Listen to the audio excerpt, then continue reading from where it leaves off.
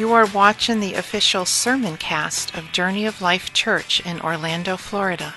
Visit us on the internet at journeyoflife.org. Basically, we have two things we want to talk about. There's not much really to talk about in the text. We did a lot of that kind of cultural stuff at the synagogues and everything last week. The only thing I want to point out to you is that if you hear the word immediately, that's the Gospel of Mark. Because Mark says immediately, all over the place. Mark was probably a teenager when he hung with Jesus, and he was older when he wrote this down, but he still kind of writes like that. Everything happens fast, and then this, and then that. And so that's the way Mark writes. Everything happens really quick. So I want to talk about two things today. Two things that Jesus does in this reading that I think are really good examples for us. And if there's something that you've grown up doing, you're going to already say yes. Other people need to do those things too. And if it's something you need to add to your life, well, the good news is that you can change your life this week. Let me ask you this. How many of you could do something this week to really mess up your life? Anybody, can you think of something you might be able to do to just really mess things up? Yeah, okay. So, now flip that around. And is there anything you could do to make your life better this week? Yeah, one or the other, right? So you have your life, right? And you can do things.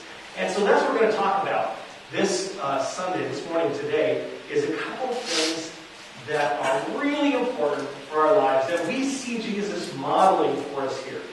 So the first question is, for this morning, is how do you spend your time? You have 86,400 seconds in a day. And how do you spend that time in a week, how do you spend that time? What do you do? Some of it's on stuff, right? We have a lot of maintenance. Life is maintenance, I think, sometimes, right? You got your home and your car. How many of you, most of us spend a little time thinking about our schedules. And those of us who share our lives with other people have to think a little bit more about our schedules, because we always have to, and those of us who share our lives with other people and have kids at home, we really have to think about our schedules or things kind of go crazy. We have to think about the stuff. We've got to plan our work. We've got to plan our finances. We've got to think through that sometimes. We've got to plan what we're going to eat, what kind of groceries we need. So there's a lot of sort of the stuff of life, the mundane stuff, right? And then there are other ways we spend our time besides planning. So we spend some of our time actually getting our work done. We spend some of our time in relationships, maintaining relationships. Maybe your relationships with your parents, if they're still around. You spend time maintaining your relationships with your kids. You spend time with your spouse. You spend time with friends. And we think about all these things. And I don't know about you, but sometimes I think, I haven't seen so-and-so for a while. Or I haven't gone out to dinner with a friend for a while, or something like that. And I realize there's an absence of that particular time in my life. That particular use of time. And so, one of the things, and this is what we see with Jesus, is Jesus he obviously had a lot to do, a lot of important things, a lot of people counting on him, but he made time to be with God. He made time to be with God. And so that's the first question we want to think about this morning, is do you spend time with God? I read recently that one of the changes that has come over our society since the advent of computers, and especially since the smartphone, is the one thing that people are competing more than anything for your attention. People are designing things to grab and keep your attention. Facebook is designed to be addictive. I saw an interview with the guy who was the lead, the department lead on the development of Facebook and its user interface and the pacing of things and how things get, the algorithms, how things get streamed in and stuff like that. And you know what he said? He feels guilty. He feels guilty because they used psychological research to apply the principles of addiction to program Facebook. And now he doesn't work for them anymore, and he doesn't go on Facebook very often. He keeps his thing really tight, just a few friends, and he only uses it occasionally because he knows exactly what's on the back end, and it's that competing for our attention. And they're willing to do anything. So the question is, we spend our attention on our families and our kids and our home and our finances and our friends.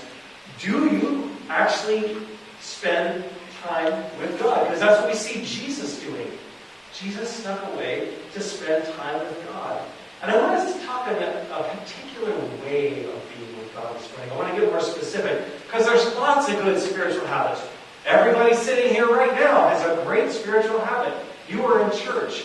Congratulations. If I had gold stars, I would pass them out to you. There's being with other people. There's studying the Word. There's acts of service. There is all these different ways of specifically including God in your life and putting God on your calendar for your time. But I want to zero in on one particular piece of that in this text. And that is where Jesus gets alone with God. And I want to zero in even further, because we see Jesus going away. There's a lot of ways that we get alone with God, right? We pray, we read the Bible, we spend time in solitude and things like that. But here we see Jesus doing a very particular thing. It's not just reading a devotional, although that is good. But devotionals obviously are other people's reflections on the Scriptures in life. Reading the Scriptures is very good. Jesus, maybe he didn't have to read the Scripture because he was the living Word and he knew it all already. That seems likely. But keeping the Scripture as part of our life is very important. That's part of what we need to do, but that's not what I want to talk about today. Prayer is very important. Prayer, talking to God about what's going on in your life, being on your knees or at a table, or some people even pray. I listened to a podcast of a guy the other day who sometimes prays. He just puts a chair, he sits in a chair, and he puts another chair across from him and he talks to God. And that's prayer right there, talking to God. But today what I want to focus on, and I want to encourage you on because I think it's so powerful, and because we see Jesus doing it, and we want to model our lives after Jesus, is to take time for just relationship. And you can think of, there's two words you can use here, process, or you can think of it as relationship, or you can think of it as both. The Bible says, "Blessed is the man who meditates on God's law day and night." Who meditates on it. So he's not just reading a devotional, and he's not just reading the Bible. He's chewing on it a little. He's thinking. The word there is hagah, actually, and what that word means is to gnaw on. It's like a dog gnawing on a bone. And so blessed is the man who chews on God's word a little bit, applies it, reflects on it, who even wrestles with it, might even be disagreeing with it. But more than anything, blessed is the man who takes that in and then he just lives with it and he chews on it. And this is where I want to go today, because I think it's an important part of our spiritual life, and it's what Jesus did. He got time to be alone with God. And of course, the Bible filters into that as well. But the main thing is to be with God. So, those of you who have been parents, you spend some time teaching your kids, obviously, hopefully, but you also spend time just being with them, right? Playing with them, going out to dinner with them, playing a board game with them, whatever. You're just kind of being with them, right? And a lot of Christians, I think, maybe we just kind of never get around to just being with God, the relationship, processing time. We're too busy reading and talking and singing and discussing and serving and all this stuff. Not too busy, but we need to add this idea of just being with God. Because God is our Father. And I'm a father, and of course I want to teach my kids. I want my kids to learn from me. But I also like just sitting with my kids. That's what fatherhood is about. I got a little video. The computer sound's still not working, but I think that you might like this little video here. There we go. He's beatboxing.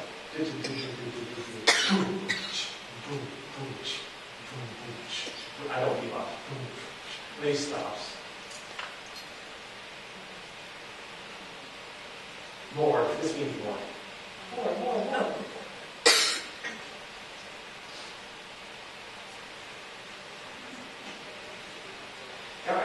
watch that, I'm going to tell you, I'm going to remind you of something you already know.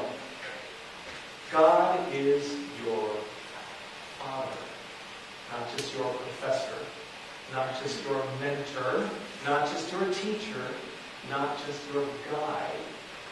God is your Father. And what we have right here is a picture of a father-child relationship. Are you willing to accept that God thinks of you that way? It's hard for me to think of God beatboxing, but God is our Father. And so what we see in Jesus is he gets away to spend time with the Father. He doesn't take any scrolls with him as far as we know. He doesn't have any devotional literature. He doesn't take any other people with him. It just says that he often withdrew to lonely places to pray. He often withdrew to lonely places to pray. So what does that look like? If I said to you, you just need to be alone with God. I mean, maybe a journal, so you're writing, but no text at all. Just you and the Holy Spirit being together. What would that do for you? What would that bring to your life in a different way? It may be a more powerful way. One thing is that it would mold your mind. It would begin to shape you even more into the person that God designed you to be, which is even more yourself. Ephesians 4, verse 22-23 says that this is part of what should happen to us. Our minds should be renewed. Put off your old self and be renewed in the spirit of your minds. So, part of that, if there's different kinds of learning, and I'm encountering this. This is a problem I had when I was a kid, and I'm encountering it in my own son as well. And what happens is this: when you look at something and you understand it, you think you've got it. And it happens in math. And I don't know if this ever happened to any of you, but you look at a math problem, someone else demonstrates the math problem, and you can follow along, and you say, "Oh, I got that." And you move on, and you say, "I'm ready to move on to the next level of math." And guess what? You don't have it at all. You don't have it at all until you can reproduce it quickly on a page. And it's very different to look at something and say, "Oh, I understand it," and look at a blank piece of paper and say, "Oh, I can do that. I can reproduce that." And what happens, I think, sometimes is that we read the Bible and we go, "Oh, that's really good. I got that." And then we move on. And if we don't spend that alone time, if we don't spend that process time, either just like, we'll talk about it in a minute, if we don't spend that time, it's like looking at a math problem and saying, "Oh, I got that," and moving on without actually letting it hit us, without doing its molding work on us. So it'll mold your mind. Spending time alone with God, the process time, the relationship time will alter your outlook. That's also what the Bible says it does. It tells us, don't be conformed to this world, but be transformed by the renewing of your mind. And then what will happen? By testing, you will know what the will of God is. You will know what is good and acceptable and perfect. But it takes time. You gotta, of course you need the scriptural input and the devotional literature, but you also need the time with just you and God in all the different ways that might take place. Mold your mind, alter your outlook, and peace. Peace that cannot be shaken. Peace that is independent of your circumstances. That's what the scriptures tell us. Don't be anxious about anything, but in everything by prayer and supplication with thanksgiving, present your requests. Let your requests be made known to God, and the peace of God, which surpasses all understanding, will guard your hearts and minds in Christ Jesus. So it's that prayer time. It's going to mold our minds. It's going to alter our outlook, and it's going to be part of bringing us to a place of peace. That peace that passes all understanding. Peace that you're not going to even understand. You're going to have things in your life that are very, very difficult, and you're going to if you have these kind of practices, you're going to say, "I have peace. I don't know why I have peace. I have no idea. The external circumstances will dictate that I be filled with anxiety, but for some reason I have peace." Doesn't that sound pretty good to you? Peace that can't be shaken by anything that happens in your life? That sounds pretty good to me. I like it. So but it's going to come not just from the input, from the process time, from the relationship time. So I want to give you three things, and there's a lot of other. Well, actually, I got four here. So the simplest way to add this kind of relationship, thinking, process time is if you come to God with something and you're praying, you say, God, I'm worried about this, or I ask you to influence this, or I ask you to do this, or make this happen, or whatever. Then here's what you do. Say, now I'm just going to be quiet and listen for a moment. And then you be quiet.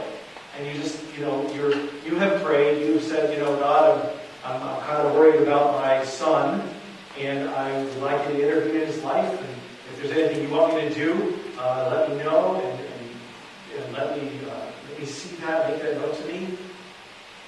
And then that's where most of us say amen and walk away and we do something, right? Tell me what to do, and then we never listen. So you got to say, God, whatever this thing is, tell me what to do, guide me in some way. And now I'm just going to shut up for a moment.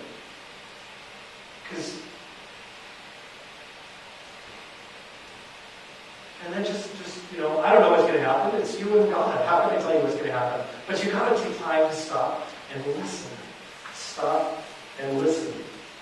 Take a couple minutes to do that. Because if you have a relationship with someone else, what's one way to, if you're on a first date with somebody, what's one way to kill the date? Just pick it up and throw it in the garbage. I can tell you. Just keep talking and never listen.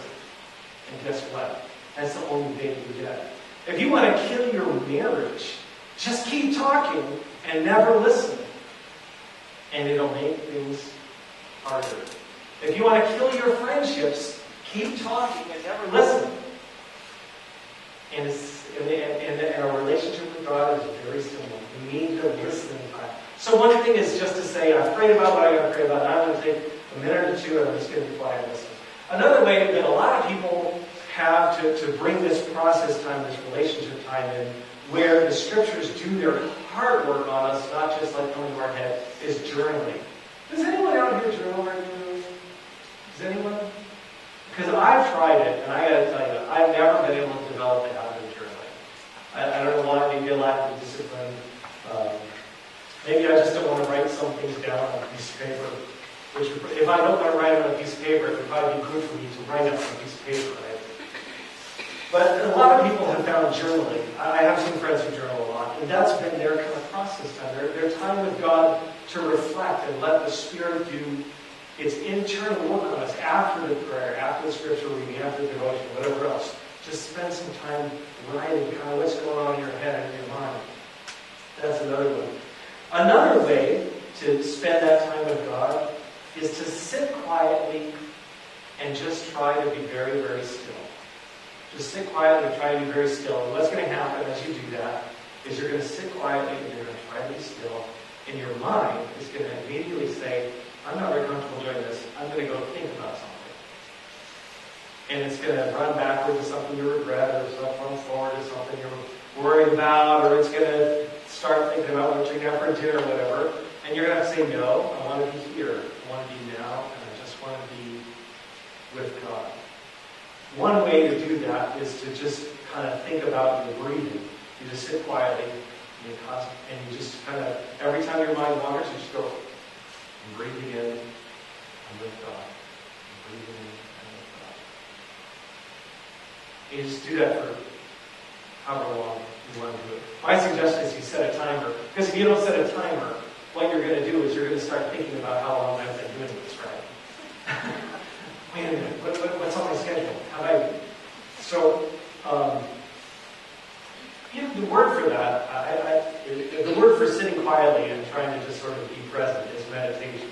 But a lot of people don't like the word meditation because it sounds all New Agey. But it's not. It's not. Jesus went away by himself to pray, and I'm sure he didn't spend 4 hours just talking. I'm sure he spent time sitting quietly. And I'm going to tell you, just to share my own experience with this, because I meditate almost every day now. And when I started, 2 minutes was like long. It was trying to sit quietly with my eyes closed for 2 minutes. It was quite long. And then I pushed it to 3, and then I pushed it to 5, and then I pushed it to 10. And now, I sometimes don't have time for the full 30 minutes, but several days a week I meditate for 30 minutes.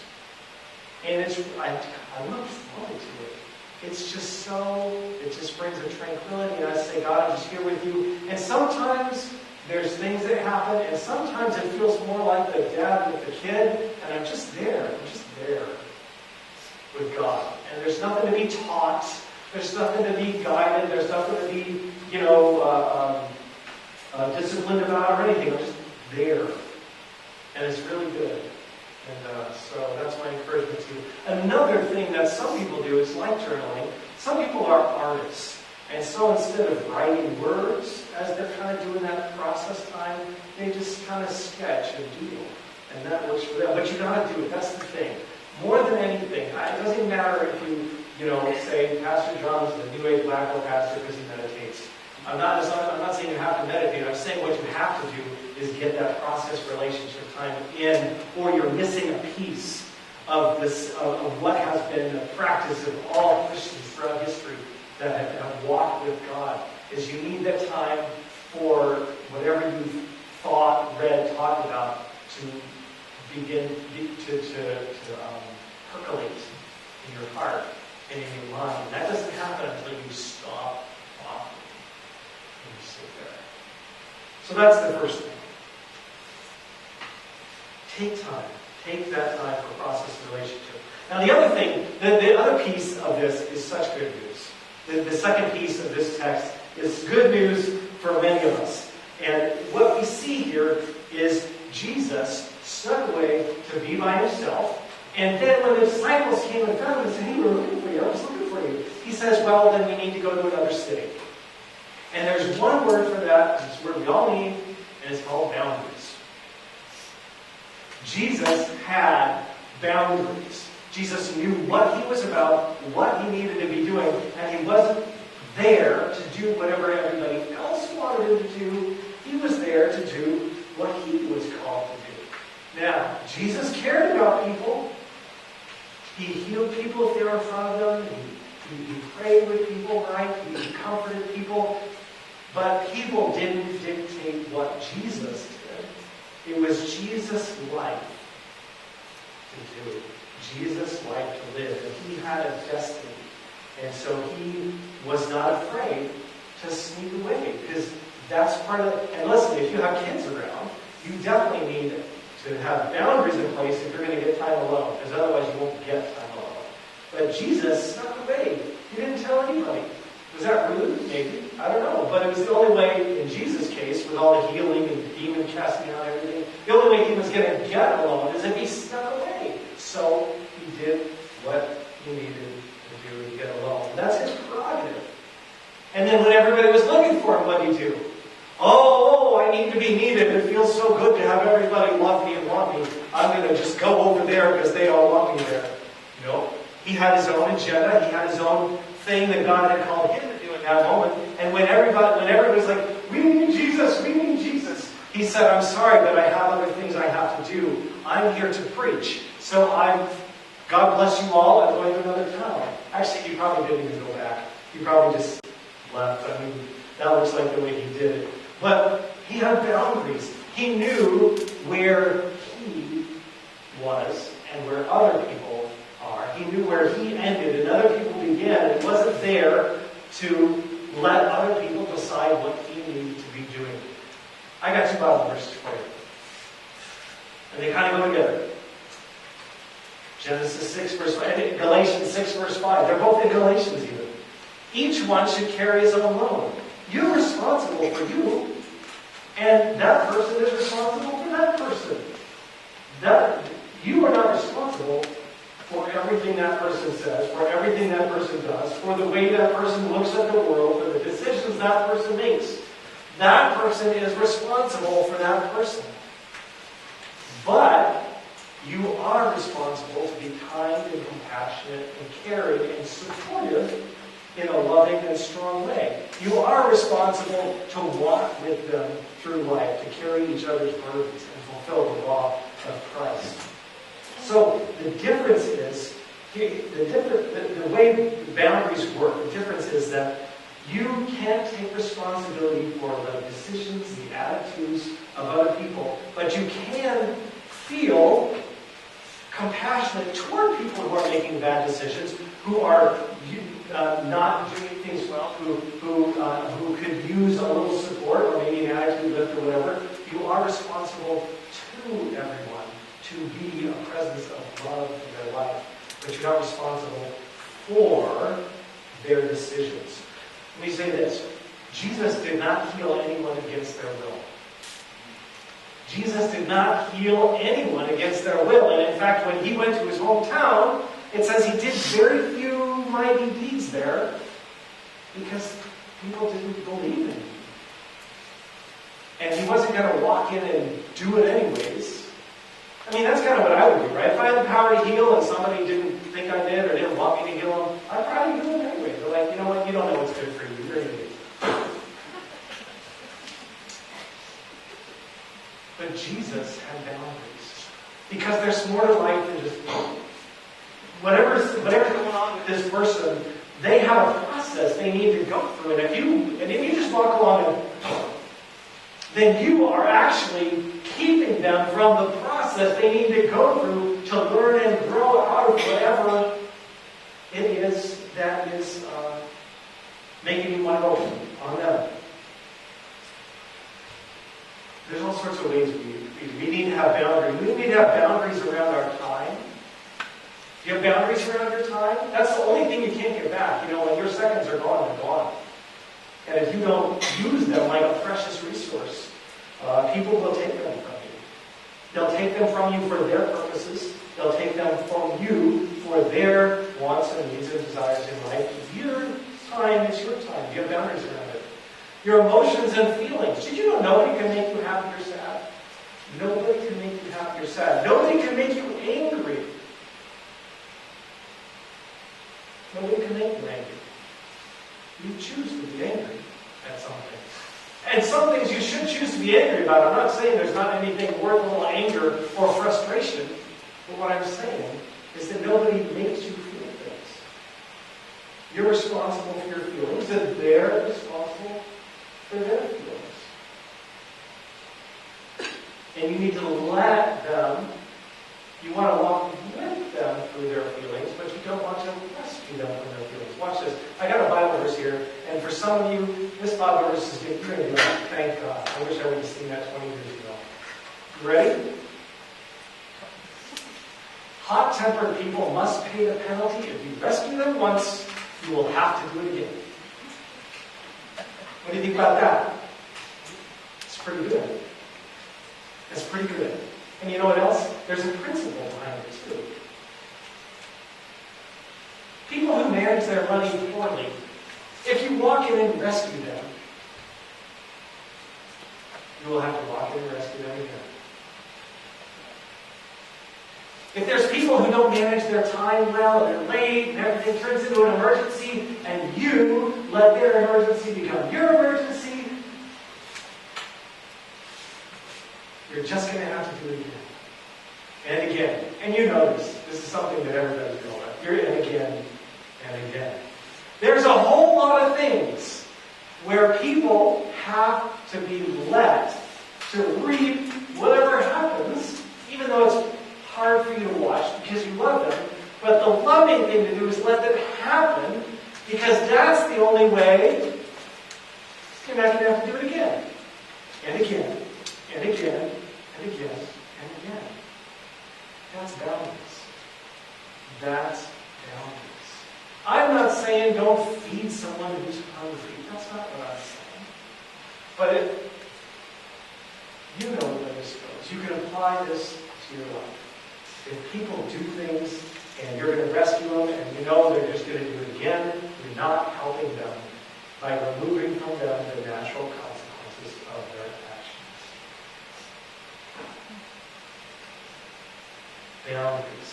Boundaries around time, feelings, consequences, our behavior. I'm responsible for what I do. You're responsible for what you do. The Bible says about hanging around with people and thinking you can change them. 1 Corinthians 15:33, bad company corrupts good character. So as part of your boundaries, you've got to say, I'm not going to hang around that stuff, because sooner or later it's going to start influencing me.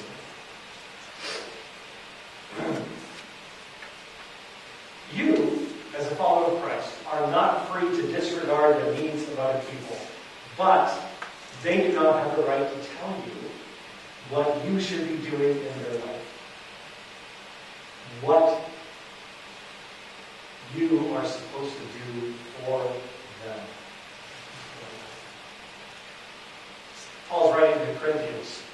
This in particular thing is about a gift. They're collecting a gift for the poor people in Jerusalem. But the principle behind it is the same. It is the same principle we've been looking at. It's your life. It's your autonomy. You make the decision. Each one should give as he has purpose in his heart, not grudgingly or under compulsion, for God loves a cheerful giver. What if you never gave out of guilt again? What if not once did you ever feel compelled to do something you didn't want to do and you did it grudgingly? What if you gave that up? Because it is your money. It is your time. It is your life. Do you remember Ananias and Sapphira, who wanted to look like they were all that in the eyes of the church? And so they sold a piece of property and they kept part of the money back from themselves, and then they brought part of it to the feet of the apostles and said, here's the money we got for the property we sold. Aren't we all that? And you know what Peter said? He said, you just lied. What's going on? Why do you do that? Why do you lie to the Holy Spirit? And then he said something very interesting. He said, wasn't that property yours? And wasn't the money yours after you sold it at your disposal to do whatever you want with? We skip over that. We just think everybody's like, they were all supposed to sell everything all the time and put it in the common treasury. That's not what happened. Occasionally, there was need and people were willing to sell stuff to take care of the poor among them. And then Peter says, listen, it was your property. It was your money to do with it. No one's begrudging you any of this. Why did you decide to pretend like you gave it all and keep so mad? And the point I'm making today is it was their property, it was their time, it was their money, and they moved in an inauthentic way.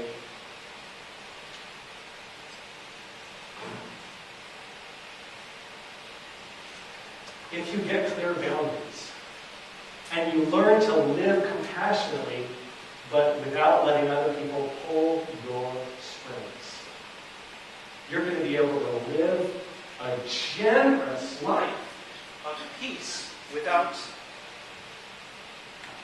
there it goes. You're going to be able to live a generous life and a peaceful life. Because you know you're not responsible for everything in the world. You're just responsible to be a compassionate person.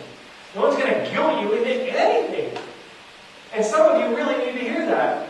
No one should guilt you into anything. That's not the way love works. You'll be able to respond to all sorts of different situations from a place of strength and peace. And guess what? You will be a better person to have around in difficult times because you're operating from strength and peace instead of some sort of inner need to be needed or to control things or something like that. You'll be able to be like the person from Proverbs who can give a soft answer turns away wrath, but a harsh word stirs up anger. That is a simple process for diffusing a lot of your problems. But you have to have that internal, you fill out the psychologists call it locus of control. You've got to have a sense of who you are and who you're not. And you have to let other people be responsible for them so that when they are angry, it's not your problem. When they're angry, it's not your problem. And that's the way boundaries work. And that's what we see with Jesus. Is when all those people wanted him to do what they wanted him to do, it wasn't Jesus' problem. Jesus had a particular call. It was to go around and teach in all the cities in Galilee at that point in time. And no matter how many people wanted him in that one village, and how hurt they would be that he abandoned them, Jesus had something to do. And he had boundaries. And when you get your boundaries in place, you're going to be able to help others better. You're going to be able to be a better friend, a better mother, a better father, a better grandparent, a better child. And then you can even choose to take risks, to give money, to be vulnerable and open with people. And if it doesn't go right, here's what happens. This is the difference. If you do something like you give money, or you choose to let something very tender out of your heart, into a relationship and it doesn't go right, here's what happens when your boundaries are strong and in place. It's okay. It's okay if you lend money and it doesn't come back. Because you weren't lending it to them back. Because you were lending it from a place of strength and peace. It's okay if you share something tender or difficult, or you have something that's a hard thing to say to somebody else, and that conversation doesn't go the way you planned. Of course, it's not pleasant, but it's okay. And you're not bitter or resentful that they didn't react or respond the way you wanted to, because you know that you are you, and you just had something you had to do, so you did what you had to do, and you're not responsible for the way you respond. And your life is going to be so much more peaceful, and so much more powerful, and you'll be able to do so much more good with so much less bitterness and resentfulness. Okay, so I really feel badly that I don't have notes, because I think some of these notes are good. So just in case anybody wants the notes, I want to tell you that they're going to go out. I'm going to send the sermon notes out with the sermon email, so you can get the whole thing there. And if you want them and you don't do email, just tell me. I'll get you a copy of it. Because the Bible verse and everything is so important. These things. The idea that you need time, the process time, the relationship time, not just the learning time. Vital. Knowing that you are responsible for the way you treat other people, but not for how they respond when you do it. So important. And I want you to have those things. So the question is, what are you going to do differently this week? At the beginning, we talked about how you could make decisions or choose to do things that would send your life into the toilet this week. You could choose to do things that would negatively affect your life. Yes, we all know that. You can choose to do things that will positively affect your life. And one of those is, if you're not already doing it, to include some sort of process or relational time in your God time. Whether it's devotions or Bible reading, whatever it is, make sure there's also some quiet, reflective time as part of that. And the second thing is your sense of boundaries in your life. Is there a place where you need stronger boundaries? Or do you need to help someone else develop their boundaries? What do you need to do with that? That's what Jesus shows us, and that's what I want to pray about. Father in heaven, we see Jesus. We see Jesus with his habit of sneaking away to do all we do. Gosh, I feel like that's more important and it requires more willpower and discipline now than ever before. Not only with all the means of communication, but with a gadget in our pockets that is designed to evict us. Father, I just pray that you would help us put all that aside for a while, regularly, to be with you, like parents and children just want to be together, just to be together. Father, prick our hearts to make that happen.